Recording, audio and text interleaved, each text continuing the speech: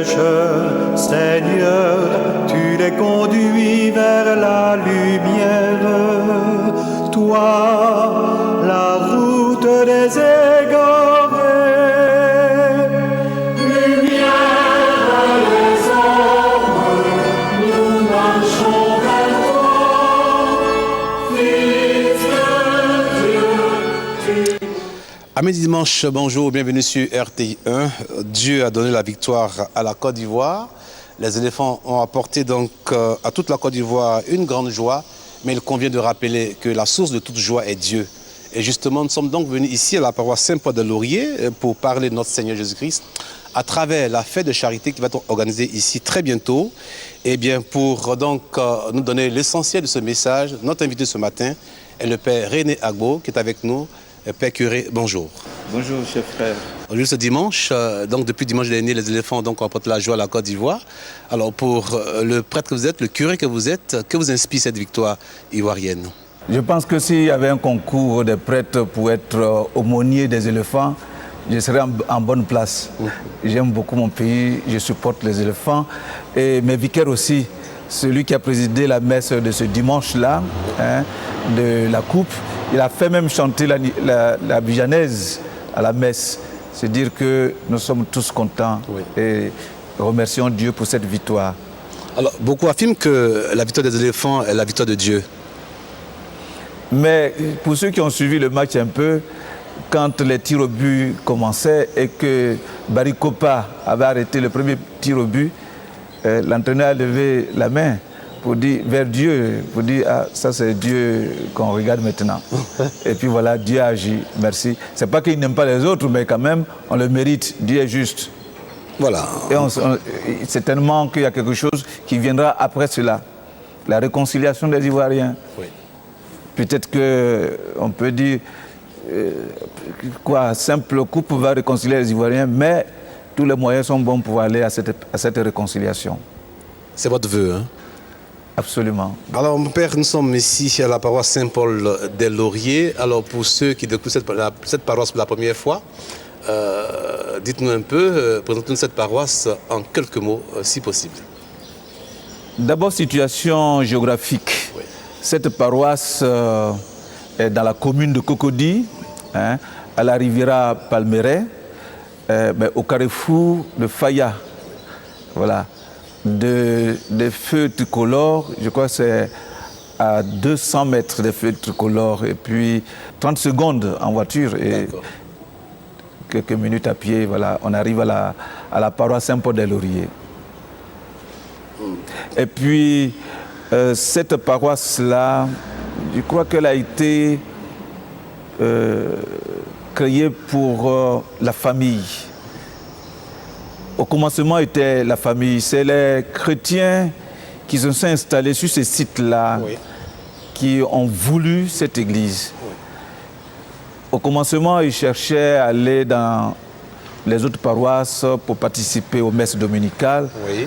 Et puis, 9 familles se sont regroupées et ont cherché un site, un terrain. Oui. Avec les ébriers, ils l'ont acquis.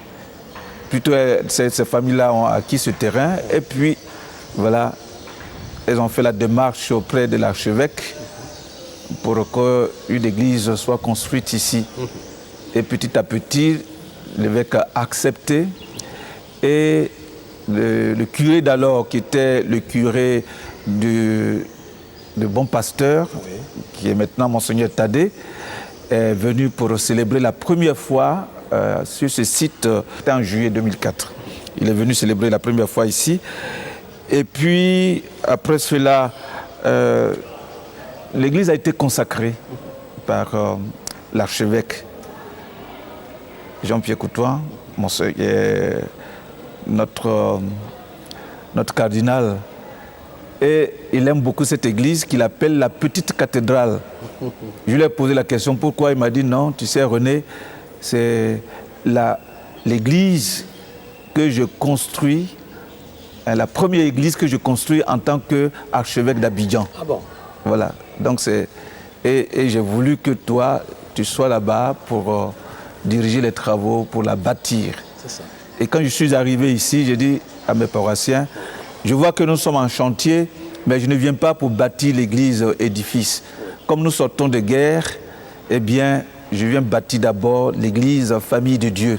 Après, on verra. Et maintenant, comme tout s'apaise, nous pensons que le moment est venu de construire cette église, de reprendre les grands travaux de cette église. Déjà, nous avons fait un peu, depuis mon arrivée, on a retouché la grotte et puis on a mis des carreaux et des pavés dans la cour. On a essayé de faire quelques petits travaux d'embellissement, mais maintenant, le temps est venu de penser à achever les travaux de construction de cette église et à doter notre église de bancs, etc., comme toutes les autres églises. En termes d'associations, de groupes de prière, sur votre paroisse, qu'est-ce qu'on peut le connaître? Tout ce qui existe dans les autres paroisses existe ici, presque. Et les gens aiment énormément notre paroisse, notre église. Bien sûr, il y a le conseil paroissial, les commissions qu'on trouve dans les conseils paroissiaux sont présentes ici, mais il y a les communautés chrétiennes, les nouvelles communautés qui viennent frapper à la porte. Beaucoup de groupes de prière, beaucoup d'associations, il y a les chorales, il y a la GEC, il y a tous les mouvements. Voilà. D'accord. Alors, révérend Père, j'ai cru entendre que l'Église a été fondée par 9 familles. Alors, c'est un élément assez important. Alors, qu'est-ce qui fait aujourd'hui la force, on dit, la spécificité de votre paroisse? Ici, c'est l'esprit famille qui prévaut. En tout, nous mettons l'esprit famille devant. Voilà. Et nous visitons, nous rendons visite à toutes les familles. On les connaît presque pratiquement. Toutes. Oui. C'est l'esprit famille. Et ce qui m'a personnellement frappé et édifié, je l'ai dit tantôt, on sortait, la Côte d'Ivoire sortait de la guerre quand on m'a affecté ici en 2011. Et quand je suis arrivé, j'ai prêché la famille. J'étais tellement bien tombé, j'ai utilisé ce qui existait déjà. J'ai dit, cet esprit de famille qui constitue ce qui est plus fort pour vous, ne l'écartons pas dans l'évangélisation. Mettons cela en pratique. Et c'est cet esprit famille-là qui donne la joie de vivre dans ma paroisse ici. Et nous faisons tout dans la joie et en famille. Alors, côté organisation structurelle de la paroisse, c'est vrai, il y a un conseil paroissial, mais comment fonctionnent les choses ici? J'ai la chance de trouver sur place des personnes d'expérience, des cadres et des fonctionnaires engagés dans leur paroisse qui utilisent leur savoir-faire dans la paroisse, au bien de l'Église. Je peux dire que pour ce qui est de l'organisation, toutes les paroisses doivent respecter les statuts des conseils paroissiaux et des règlements intérieurs. Ça existe partout et c'est ce que nous utilisons. Mais ce qui m'a édifié ici, c'est qu'en arrivant, j'ai trouvé déjà des manuels de procédure pour ce qui est de la gestion de la paroisse, du patrimoine et des biens temporels de l'Église. Et donc, on n'a pas eu du tout du mal à rentrer dans le système. Très bien. Alors, Saint-Paul-des-Lauriers, c'est aussi, je crois, deux chapelles satellites qui gravitent autour donc, de la paroisse mère. Non, il y a la paroisse mère, Saint-Paul-des-Lauriers, ensuite Sainte-Trinité d'Aquedo à Thiers, à quelques 2 kilomètres d'ici. Et puis, nous avons Saint-Jean-Eudes qui est cette partie de ce territoire entre, je dirais, Saint-Paul-des-Lauriers ici et Abata, le village d'Abata. Voilà. Et il y a aussi le village d'Abata. Donc nous avons au total 4 communautés. Saint-Paul-des-Lauriers, Sainte-Trinité d'Aquedo-à-Thiers, Saint-Jean-Eudes vers la cité Sides et puis Notre-Dame de Lourdes d'Abata. Comment se fait le suivi de toutes ces paroisses-là? C'est une organisation, c'est l'administration, c'est la pastorale. nous nous répartissons le travail. Nous sommes 3 prêtres ici. J'ai 2 vicaires qui travaillent avec moi. Ben, nous faisons un programme de visites, de célébrations, de messes, de suivi des CEB, des commissions qui existent. Et puis, voilà, je coordonne tout. Voilà, dimanche 22 février, c'est-à-dire dimanche prochain, pratiquement, la paroisse Saint-Paul-de-Laurier sera en fête. Il sera célébré ici même ce qu'on appelle la fête de charité. C'est l'essentiel de notre message de ce matin. Révérend Père, parlons-en, puisque nous sommes donc là pour évidemment donc faire écho donc de cette célébration. Alors, est-ce que la fête de charité est avant tout une fête chrétienne catholique? Alors, je voudrais me mettre dans le cadre de cette célébration. Quand nous fixions la date du dimanche 22 février, on n'avait pas encore le calendrier liturgique, on ne savait pas que ça allait être le premier dimanche du carême. Oui. Alors, quelques sensibilités, en entendant fête le dimanche de carême, le premier dimanche de carême peuvent être choqués. Oui. Alors, je voudrais regarder les choses. Il y a d'abord cette raison-là, qu'on ne savait pas que ça allait être le premier dimanche de carême. Mais ensuite, je me dis, mais tout ce que Dieu fait est bon aussi. Parce que qu'est-ce qui est recommandé aux fidèles chrétiens en carême? C'est la prière, la pénitence et la privation, c'est-à-dire la manifestation de la charité. Eh bien, cette célébration du 22 février, c'est-à-dire le dimanche prochain, c'est la manifestation de notre foi par la charité à donner des moyens pour achever la construction de notre Église. Donc, il n'y a rien qui vienne déranger, en fait. Ça ne nous gêne pas. Alors, ce que nous voulons, c'est de rassembler des moyens, un peu d'argent pour continuer à achever la construction de notre Église. Et nous avons établi, n'est-ce pas, beaucoup de systèmes pour essayer de récolter de l'argent. Entre autres, la tombola, un concert, et puis des ventes de charité. Bien sûr. Voilà, ventes de charité à notre, j'allais dire, mode. Bien sûr. Alors, Révérend Père, c'est vrai que nous allons aborder donc les différents aspects donc, de cette fête de charité, mais je voudrais savoir, en tout cas avec les téléspectateurs, est-ce qu'il y a une différence entre la fête de moisson, célébrée chez nos frères les protestants méthodistes, et la fête de charité? Est-ce que alors nous sommes allés puiser sur les autres cette célébration pour, je veux dire, la catholiciser ici, dans notre Église? Dites-nous un peu d'où nous vient la notion de fête de charité dans l'Église catholique. C'est les protestants qui avaient l'habitude de célébrer, qui ont l'habitude, disons, de célébrer la fête de la moisson pour récolter de l'argent afin de poursuivre ou d'accomplir ou de réaliser des projets. C'est ça. Et ils se donnaient un montant à atteindre.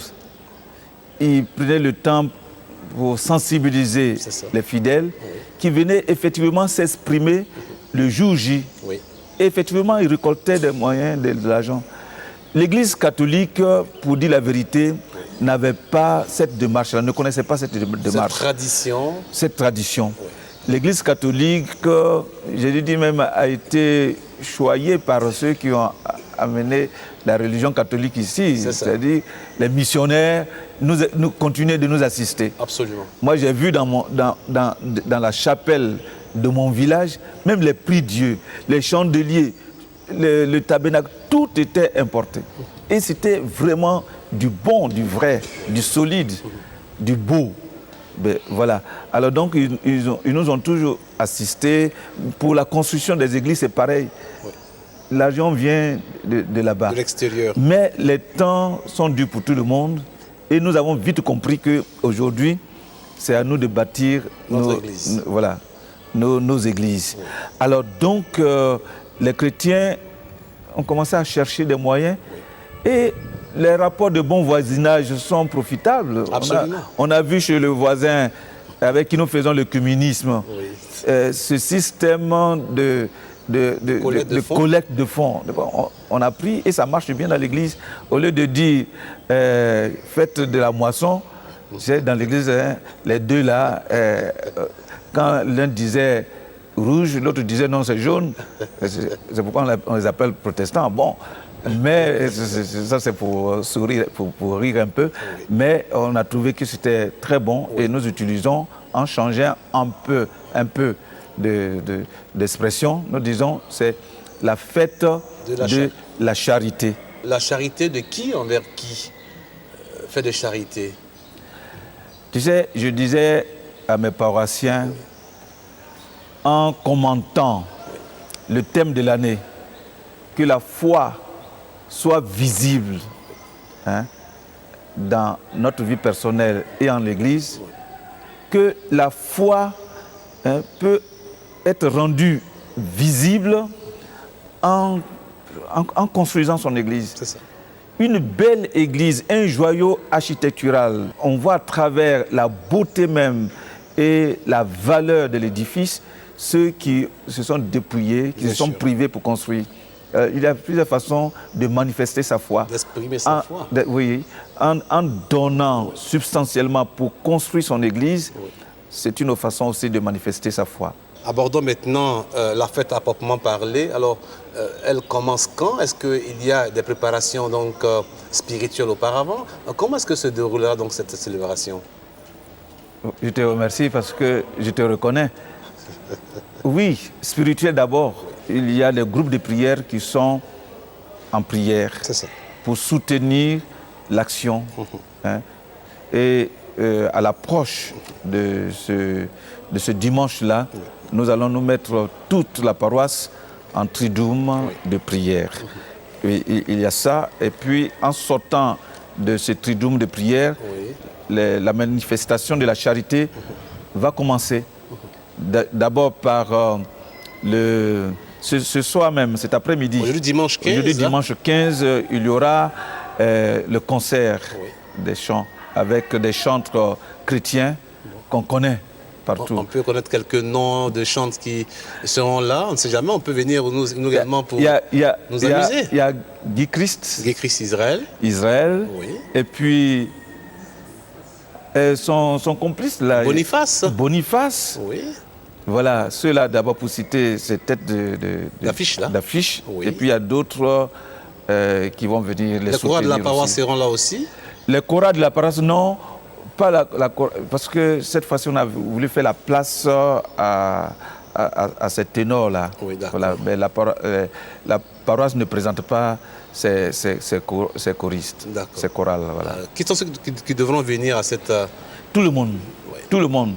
Parce que les tickets sont vendus un peu partout. Oui. Dimanche 22 à 9h. À 9h, nous nous retrouvons tous ici pour démarrer cette grande messe. Parce que c'est la messe d'abord. Comme nous savons le faire, nous allons occuper toute l'église et l'espace autour.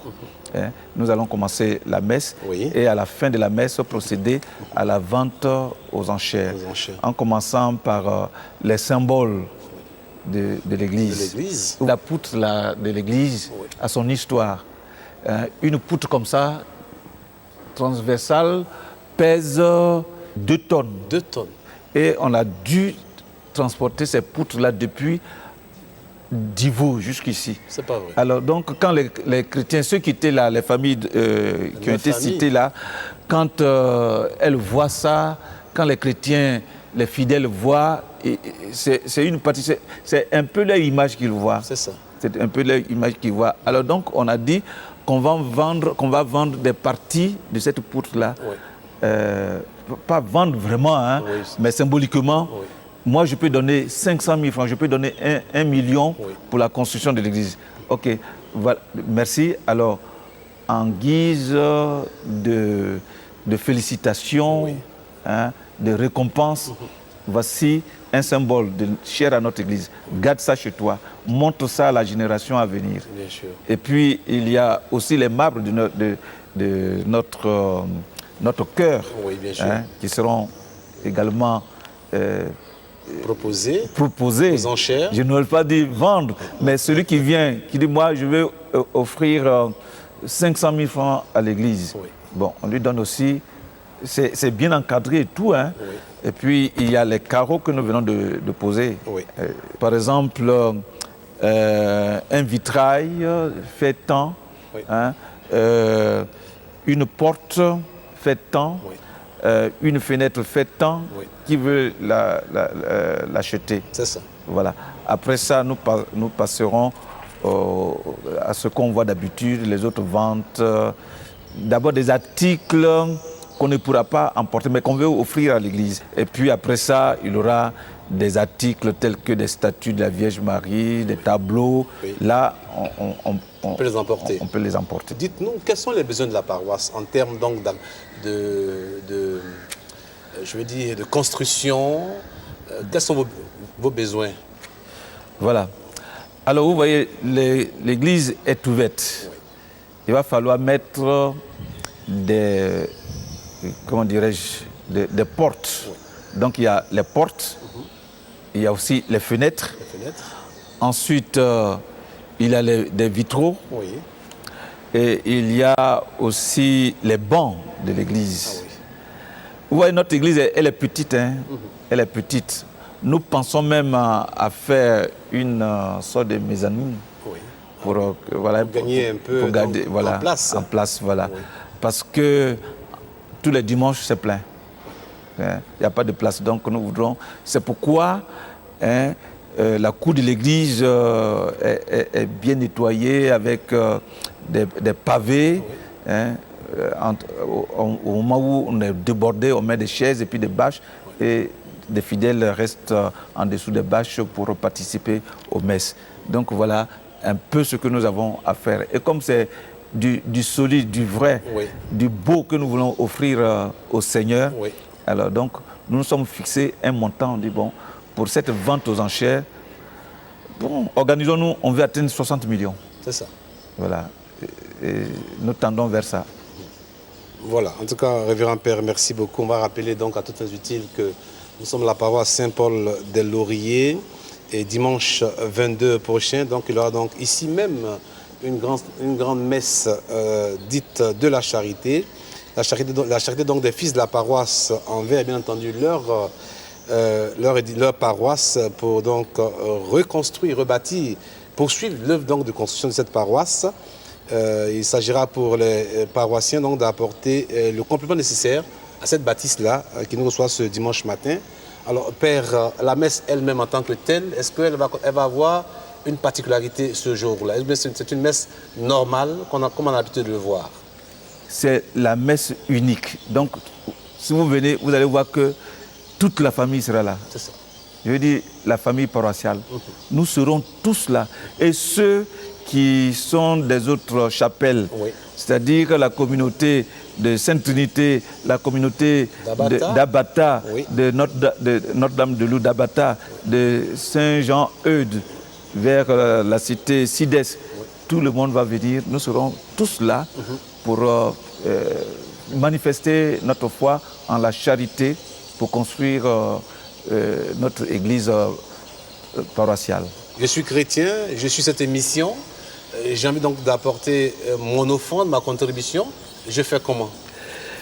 J'ai d'abord indiqué que notre église, notre paroisse n'est pas cachée. Saint-Paul des Lauriers, vous arrivez au carrefour de Faya, au fait tricolore, vous demandez où se trouve l'église catholique de Faya. Oui. On va vous indiquer Saint-Paul des Lauriers. Oui. Donc vous pouvez venir porter votre contribution ici. Je donne mon numéro de téléphone, je le donne à tout le monde. D'accord. Tu es petit, tu es grand, mon père, je peux avoir votre numéro, prends. Alors donc, je n'ai pas de fétichisme en cela. Oui. Mon numéro c'est 07 93 46 68. Voilà. C'est ouvert 24 heures sur 24 pour les bons offices. Très bien. Alors, Père Curé, on rappelle donc que c'est dimanche 22 prochain et que vous organisez à cette occasion une fête de la charité pour continuer donc la construction de votre église. Alors, si je suis chef d'entreprise dans le domaine donc de la construction, ou alors une personne qui est dans un domaine donné, si je veux apporter des dons en nature pour aider à la maison de Dieu, qu'est-ce que je peux vous apporter? Cette question vient-elle de toi-même ou bien c'est l'esprit qui t'a soufflé ça? C'est une très belle question. Quand j'étais à la cathédrale, j'essayais de trouver des moyens pour des travaux d'entretien, pour entretenir, disons, les travaux de l'église. Et j'ai mis sur pied une association, les Amis de la cathédrale, de partout. Et puis, il y a un Nigérian qui est venu me voir, il dit, vous Ivoiriens, vous aimez trop parler argent. Chez nous, quand on a quelque chose à faire, la construction de l'église, ceux qui vendent du bois, ils viennent verser du bois. Ceux qui vendent du fer, ils viennent donner le fer. Le ciment, c'est comme ça qu'on se construit ici. Mais vous, Ivoiriens, vous aimez trop parler argent. Donc, avec lui, on a mis vraiment cette organisation en place. Oui. Bon, je ne sais pas ce que c'est devenu, mais c'est une très belle question. Donc, il faut reconnaître que pour la poutre, il y a des personnes, je l'ai dit, morales et physiques qui ont participé, qui ont fait don de ce bois que nous voyons. Et même à la construction, il y en a qui sont venus verser des camions de sable, de gravier. Nous attendons tout cela. Il s'agit seulement de nous contacter pour qu'on fasse œuvre utile, qu'on ne fasse pas double emploi ou bien qu'on n'offre pas. Mais même si quelqu'un nous offre ce dont nous n'avons pas vraiment besoin ici, mais il y a la communauté Sainte-Trinité qui est aussi en chantier. Voilà. Et Notre-Dame d'Abata aussi est en chantier. Oui. Saint-Jean-Eudes aussi est en chantier. C'est-à-dire qu'on m'a mis dans une paroisse où toutes les chapelles annexes sont en chantier. Voilà. Donc tout est bon. Oui. Très bien. Qu'est-ce que vous attendez véritablement de vos paroissiens et des personnes qui vous regardent ce matin? Je fais confiance à mes paroissiens. C'est la famille. Mais la famille, c'est toute l'Église qui est famille de Dieu. Absolument. Donc même si vous n'êtes pas fidèle chrétien qui fréquentez la paroisse Notre-Dame de Laurier, vous êtes chrétien, vous entendez l'appel, dites « Ah, ils sont en chantier, eh bien, je apporte ma contribution parce que c'est une église catholique qu'on est en train de construire. » Oui. Pour terminer, c'est toute personne de bonne volonté, puisque nous sommes tous les humains, nous formons une famille. C'est Dieu qui nous a créés tous. Qu'on croit en Dieu, qu'on ne croit pas en Dieu, en tout cas pour nous, c'est Dieu qui nous a créés tous. Donc, nous sommes tous des frères et des sœurs. Ton frère fait quelque chose de bon, ce n'est pas pour tuer, ce n'est pas pour faire quelque chose de mal. Donc, ton aide est toujours appréciable. Voilà ce que je peux dire. Et donc, j'appelle tout le monde, même si vous n'êtes pas catholique, que vous croyez en Dieu, si vous n'êtes pas de cette paroisse, mais vous savez que vous êtes chrétien et que nous appartenons tous à la famille chrétienne, à la famille de Dieu, vous pouvez venir et votre aide sera toujours appréciable.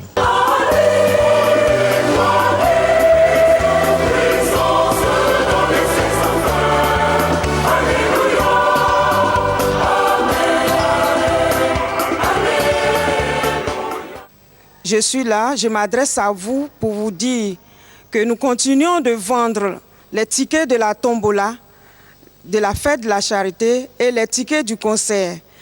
Et nous avons des lots importants.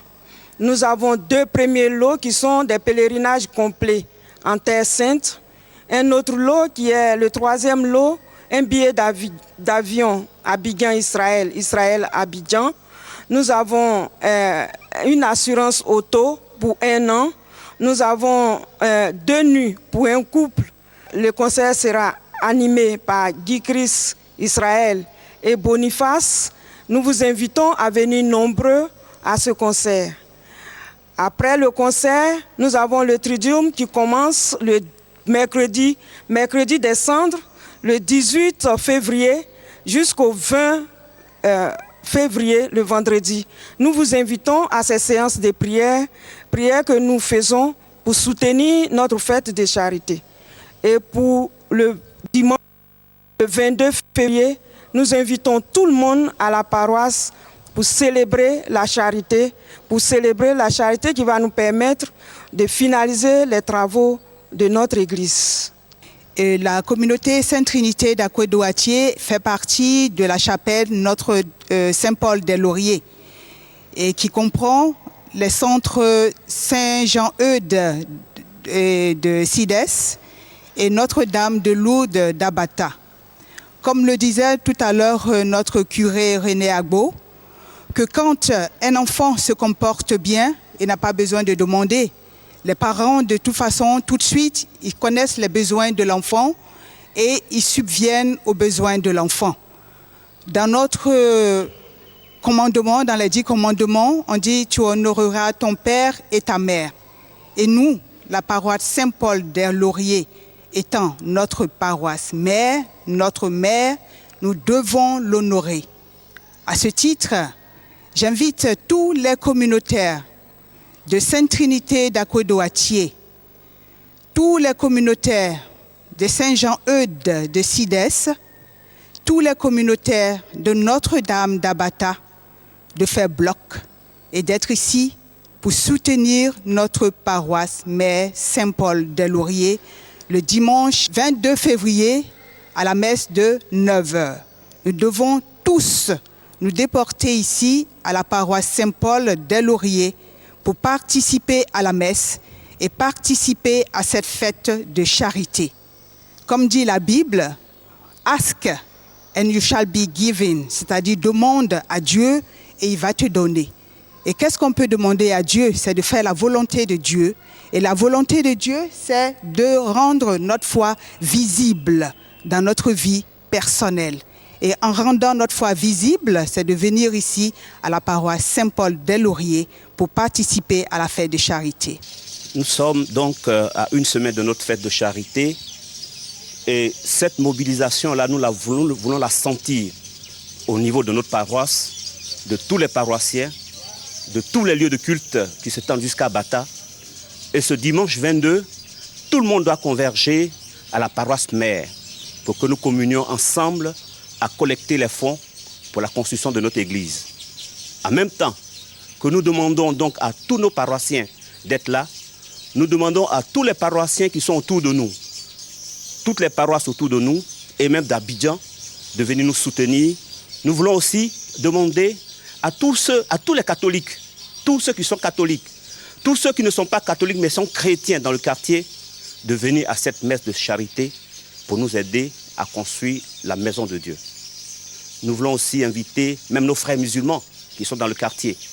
Nous voulons inviter les autres confessions religieuses qui sont dans le quartier et qui sont même en dehors du quartier à venir, puisque les enveloppes que nous avons distribuées, nous avons fait à tous ceux qui sont dans le quartier et en dehors du quartier. Nous avons aussi des cartes d'invitation. Nous avons des cartes d'invitation que nous donnons à toutes nos connaissances, à ceux qui sont proches de nous ou pas. Et nous voulons vraiment atteindre ces 60 millions et peut-être plus pour vraiment terminer cet édifice de Dieu que nous voulons construire avec tout notre cœur et dévouement. Alors, qu'est-ce que je gagne à construire la maison de Dieu, à apporter quelque chose à la construction de la maison de Dieu? Quels sont les bénéfices spirituels que je peux retirer d'une offrande pour bâtir la maison de Dieu? Je dis tout simplement, tu as foi en Dieu, voilà ce que nous voulons faire pour Dieu. Fais parler ta foi par la charité et Dieu te récompensera. Ça, c'est tellement clair. Entre nous, tu me manifestes ton amour, tu me manifestes ton affection, mais à part, je dirais, des gens qui n'ont pas une tête bien faite, hein, quand même, quelqu'un qui m'a manifesté son amour, celui-là, je lui suis reconnaissant. Je crois que Dieu aussi, pour Dieu aussi c'est pareil. Je manifeste mon amour pour lui. Oui. Je n'ai même pas besoin de lui présenter mes besoins. Il dit, celui-là, il est dans mon cœur. Je regarde, ceci lui fera du bien, je lui donne. Et c'est comme ça Dieu. Quand Salomon, hein, le fils de David, qui était droit, c'est dans l'Ancien Testament, Oui. a eu la vision que Dieu lui a parlé. C'était à peu près ça. Il dit, mon fils, vraiment, quand je te regarde, tu es correct. Qu'est-ce que tu me demandes? Je dis, mais qu'est-ce que je peux te demander? Tu as tout donné toi-même. Tu as tout donné déjà. Et cela a suffi pour que Dieu lui donne même ce qu'il n'a pas demandé. C'est ça. Oui. Alors donc, et j'utilise beaucoup ce passage-là pour parler, n'est-ce pas, qu'on appelle des parents dans l'éducation de leurs enfants. Oui. J'aime bien citer ce passage. Je dis, voilà, un enfant qui fait la joie de son père, oui.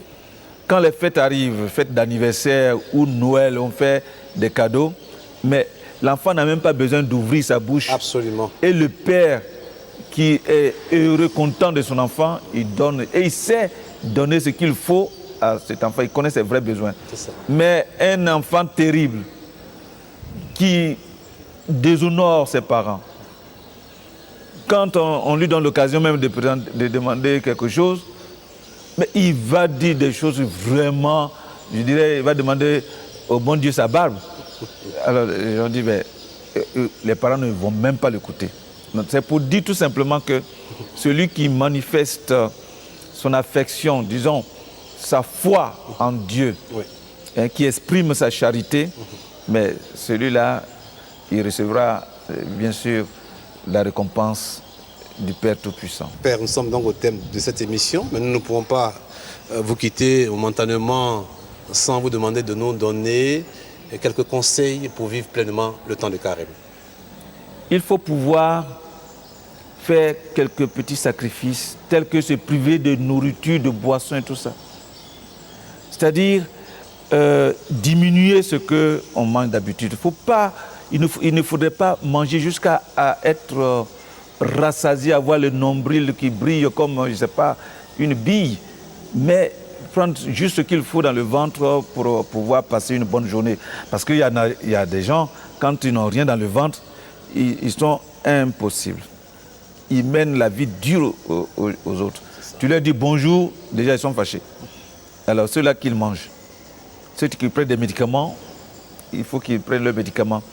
Mais les autres qui sont résistants, robustes, il faut pouvoir arrêter de manger ou diminuer ce qu'on mange pour élever son âme vers Dieu. Ensuite, tout ça là, Saint Paul dit, si vous l'avez fait, qu'il n'y a pas la charité, ça ne sert à rien. Ça, c'est vrai. Ce qui est plus grand, c'est la charité. Et la charité là s'exprime de plusieurs façons. Tu vois ton frère, tu as de l'amour pour lui, tu as pitié pour lui, il t'a fait quelque chose, tu pardonnes, mais c'est bien. Sur le pardon, j'aime à dire que en regardant dans la tradition biblique, en regardant Dieu, il faut retenir ceci, que c'est l'offensé qui fait le pas, et non celui qui a, et non l'offenseur. Et c'est ce que j'exprime dans l'une de mes fresques, des fresques de l'Église. C'est Dieu qui tend toujours la main. Faisons comme notre Père. L'autre qui est en faute, peut-être qu'il ne comprendra pas. Jésus dit, Père, pardonne-leur, ils ne savent pas ce qu'ils font. Peut-être qu'il ne comprend pas. Mais toi, tu lui tends la main. C'est l'offensé qui fait la démarche. Voilà, donc prière, jeûne, privation, partage. C'est ça la charité. Voilà, Père René Agbo, merci. Je rappelle que vous êtes le curé de la paroisse Saint-Paul del Laurier et que dimanche prochain, dimanche 22, eh bien, ici même sera donc organisée la fête de la charité pour aider donc à la construction de votre église. Révérend Père, merci à vous. C'est moi qui vous remercie, merci de cette visite. Oui. Et je salue tous ceux qui ont suivi cette émission. Bon dimanche à tous et à toutes. Merci beaucoup.